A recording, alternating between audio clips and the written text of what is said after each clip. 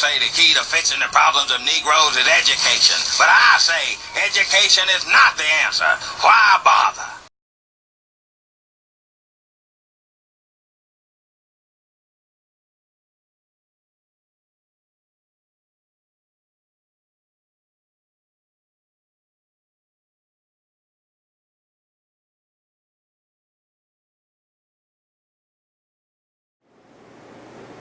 An educated America is a much smarter America.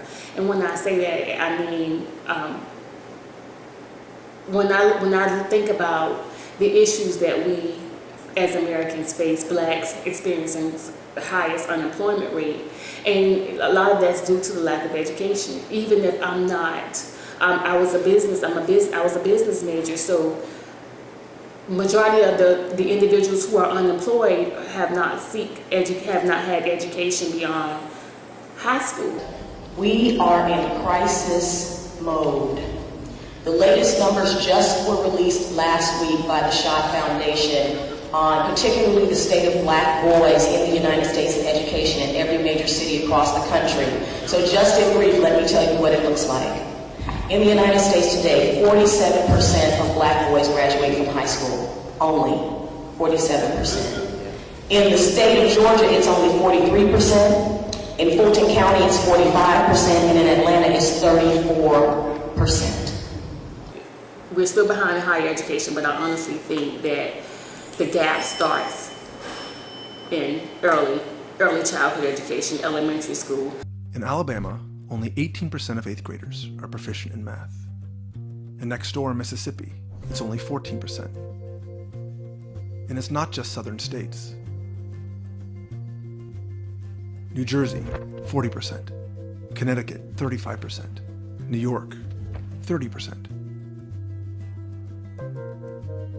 Arizona, 26%. And in California, just 24% of 8th graders are proficient in math. When 8th graders across the country were tested for reading, most scored between 20 and 35% of grade level. The worst scores for reading are in Washington, D.C., our nation's capital. Can we really compete on a global level with 58% of us still without college degrees? For the few who does, I honestly think we can. I run into a number of brilliant, smart, intelligent, young black men and women who are in school, very impressed. And I do believe that although we have more issues now, that each generation becomes smarter and smarter because there's more information, there's technology out there to educate. Do you think that you or your peers will be able to compete on a global level with the education you're receiving at an HBCU? I believe it's possible, but I think we also should take time to learn outside of our classroom, because the classroom is not going to teach you everything. We're taking stuff from books and stuff like that.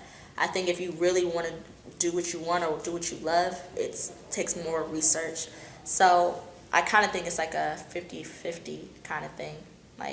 It's really up to you, studying outside of outside of school and stuff like that, and also paying attention in class. Do you think that you or your peers will be able to compete on a global level with the knowledge you're receiving in college, or that you have received?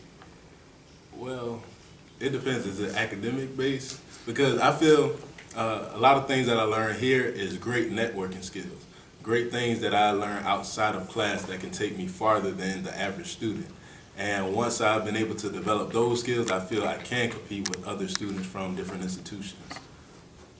During my research, I came up with a few statistics. One of them is that 42% of 42% of black college students are graduating, which means that 58%, 60% of us still are not receiving degrees. So just through your experience on campus, what are some problems that you see? What are some issues that you see amongst the student body that may be contributing to the fact that we're still kind of behind? We can't push to get at least half of us getting degrees. What do you think is going on as far as your experience, what you see amongst your peers? What are some problems that maybe contributed to that? Well, I do believe it's really unfortunate that the statistics says that there's only 42% of African Americans that do attend and actually finish college. I do think, just from looking around my surroundings, I do believe that the problem lies in the person's ambition. I think we, as human beings, whether black, white, Hispanic, whatever you are, Asian, we all have potential. But to have that ambition is something totally different. To have that drive, that motivation to say, hey, I'm going to keep going. And no matter where you come from, no matter if you're a first-time college attendee or if your family has been in colleges for years and years, I think it's something that's within that person that says, okay, you know what? I want to get this piece of paper. I want to attend college. I want to go through the ringer and get something that I know will help me in life to succeed. I think for the most part, African Americans, we know what success is. Sometimes I think we don't really have the right type of idea of success. We look at success maybe being that basketball player, or maybe being that actor, or maybe being that rapper. But there's more to life than those things, those categories. What are some problems that you see amongst your peers that may be contributing to the low graduation rate amongst black college students? Social life, the media, really. I mean, we see so much, like, people can make it that hasn't graduated college or something like that, and a lot of people want to live that lifestyle. So we're already trying to live that lifestyle and do the social aspects of it, and it's hard to sometimes balance both of them because sometimes it outweighs each other. You think we put this shit on the air because it's entertaining? You think we sit down and say, hey, let's be entertaining? How about a Baldwin Hills reality show? I have good taste. Gregory Hines is entertaining. Sammy Davis Jr., he's entertaining. You think I can relate to anything these young niggas have to say? No! We air this shit because we despise our audience. Are there other ways to make money? Yes, of course. Yes. But they all require more work. This is easy. And the only people who suffer, Ruckus, are black children. Would you say that the media has an impact on our attitudes towards education? Yeah, because the media only puts what they want you to see and not the real, the real thing about life, and not just college, about everything. The media only give you a snippet of what's real. Do you think that the media has some kind of influence or impact on our attitudes of how we approach life, how we approach education, being that a lot of our culture is influenced by hip-hop music? I do. And I say this because if there's no balance,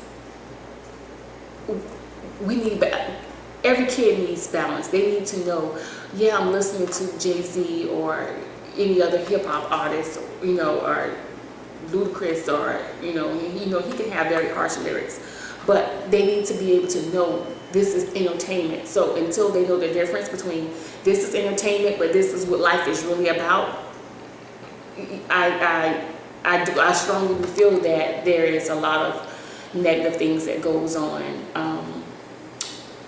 in the hip hop arena that that really influences African American kids.